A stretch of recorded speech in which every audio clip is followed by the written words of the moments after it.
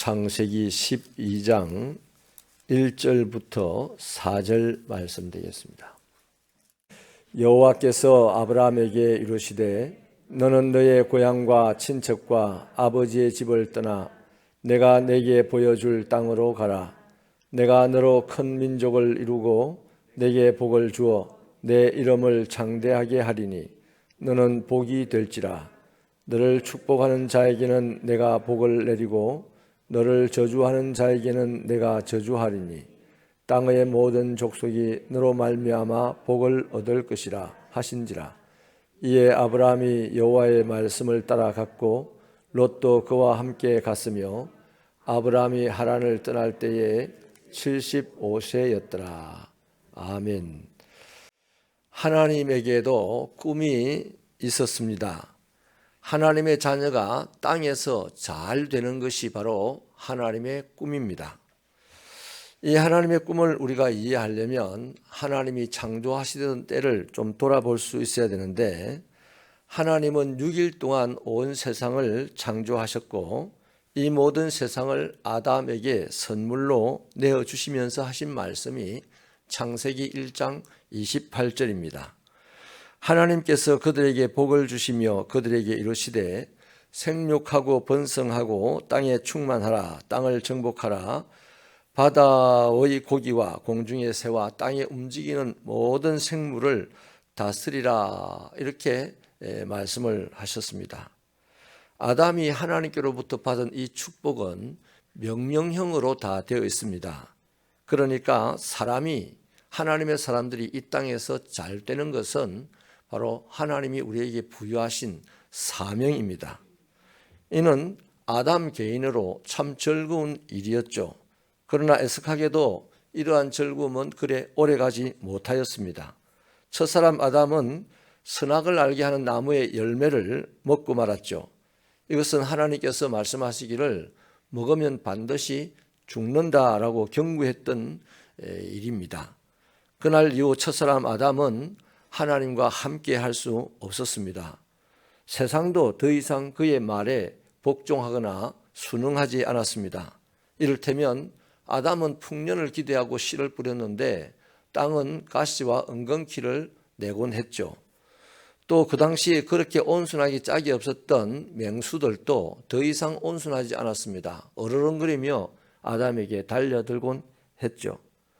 자, 인생이 이제 가시밭에서 가시에 찔리는 인생이 되었습니다. 맹수를 피하여 도망가는 인생이 되었습니다. 그야말로 그때부터 아담의 고생은 이만저만이 아니었죠. 세상을 정복하고 다스리는 이 하나님의 꿈을 이루어 드려야 될 아담이 이렇게 되어버렸으니 세상은 이루 말할 수 없이 파괴되어 가는 것입니다. 무질서하고 악하여져 가는 것이죠. 사람들은 자신들의 죄악 중에서 서로 죽고 죽이면서 살아갔습니다. 세상에서 일어나는 이런 모든 일련의 일들은 세상을 만드신 하나님에게 큰 슬픔이었습니다. 여러분 생각을 해보십시오. 이제 막 청년이 돼서 세상에 나갔는데 그 아들이 조폭에 가담하여서 싸우다가 살인죄를 저지르고 형무소에 들어갔다고 생각을 해보십시오. 그 아들도 아버지에게는 아들은 맞습니다. 그러나 그 아들 때문에 아버지는 일평생 슬픔에 빠져 있을 것입니다. 아담의 실패에 대한 하나님의 마음도 그랬습니다. 이때부터 아담이 이루지 못했던 세상 정복의 이 꿈, 이것은 하나님에게는 한이 되었을 것입니다. 또 앞으로 반드시 이루어내어야 될 하나님의 꿈이 되었을 것입니다. 하나님은 세상을 사망의 권세 아래 짓밟힌 그대로 내버려 둘 수가 없으신 분이지 않습니까? 하나님은 세상 정복을 위해서 다시 한번 당신의 꿈을 이루고자 한 사람을 선택했는데 그가 바로 아담을 대신할 이 아브라함이라는 사람입니다. 사실 아브라함은 아담에 비하면 보잘것없는 사람입니다. 다시 말하면 세상을 정복하기에는 턱없이 부족한 사람이죠. 아담은 완벽하게 하나님이 만들었고 세상도 완벽한 세상을 선물로 받았습니다. 그런데 아담이 받은 세상은 저주받은 세상이고 죄와 사망이 가득한 세상이었죠. 거기다가 아브라함은 우상 숭배하는, 우상 장사하는 사람의 아들로서 세상 정복의 꿈을 이루기에는 모든 것이 적합하지 않고 부족한 사람이었습니다. 여기서 우리는 하나님께서 당신의 꿈을 이루기 위하여 쓰시는 그 사람의 중요한 특징을 발견할 수가 있죠. 아담이 실패한 이후로는 하나님께서 이 세상 정복을 위해서 완벽한 사람을 찾아 쓰지 않는다는 것입니다. 어딘가 불완전한 사람을 선택하셔서 그를 사용하시고 그를 통하여서 하나님의 이름을 나타내고자 하는 것이죠. 이것이 사람에게는 무지하고 약한 자를 들어서 지혜롭고 강하다는 자를 부끄럽게 만드는 재미난 일이 나타나게 하고, 바로 그것은 하나님의 섭리였습니다. 하나님께서는 오늘도 약한 자들을 들어서 세상을 정복해 가시는 일들을 완벽하게 수행해 가십니다. 우리가 강해질 필요가 없습니다. 우리가 부해질 필요가 없습니다. 우리는 하나님이 있기 때문입니다. 하나님이 강하시고 하나님이 부유한데 굳이 하나님의 자녀인 내가 강하고 부유해서 뭐 하겠습니까? 자랑하겠죠. 교만해지겠죠. 그래서 우리는 이 믿음을 가지고 있어야 됩니다. 하나님은 완벽하지 못한 사람을 들어서 당신의 계획을 이루어 가신다 하는 이 믿음을 가지고 있으면 세상을 살아가면서 내가 약한 것 때문에 부끄럽지 않습니다. 내가 가난한 것 때문에도 부끄럽지 않고 배우지 못한 것 때문에 부끄럽지 않고, 오히려 내가 약하고 가난하고 배우지 못했기 때문에 부유하고 강하고 완벽하신 하나님을 자랑할 수 있고 드러낼 수 있는 사람이라는 것으로 자부심을 가지기를 축원합니다. 지금 우리 그리스도인들은 하나님이 있든지 없든지 상관없어요. 내가 있으면 하나님이 있는 거고 내가 없으면 하나님이 없어요.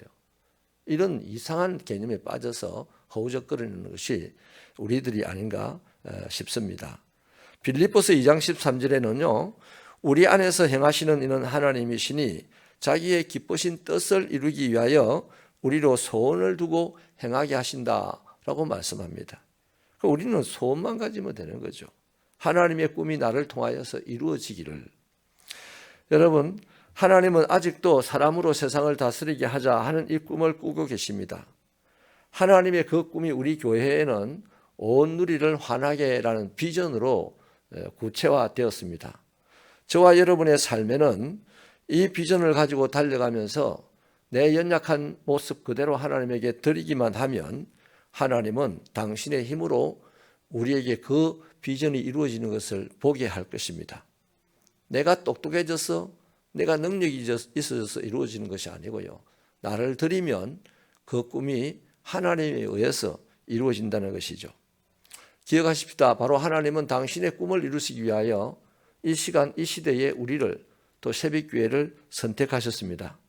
하나님께서 선택하신 교회요, 하나님이 선택하신 우리들이기 때문에 반드시 하나님은 우리를 그 꿈을 이루는 장소에 있게 하실 것입니다. 하나님께 선택받았던 이 사실 하나로 기쁨으로 자기 자신을 있는 모습 그대로 드리십시오. 그렇다면 저와 여러분은 하나님의 꿈을 이루기 위해 준비된 사람입니다. 이게 그리스도인입니다. 그리스도인은 예수 믿고 부자 되고, 그리스도인은 예수 믿고 정권을 잡는 자가 되고, 이거는 모르겠어요. 그러나 그리스도인은 분명하게 하나님의 꿈을 이루기 위해 준비된 사람이다 하는 것은 분명합니다. 저와 여러분이 그런 인생 신앙 되기를 축원합니다.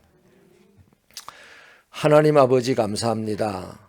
이날 아침에도 우리를 말씀으로 모으시고 말씀을 읽고 듣고 배우게 하시니 감사합니다.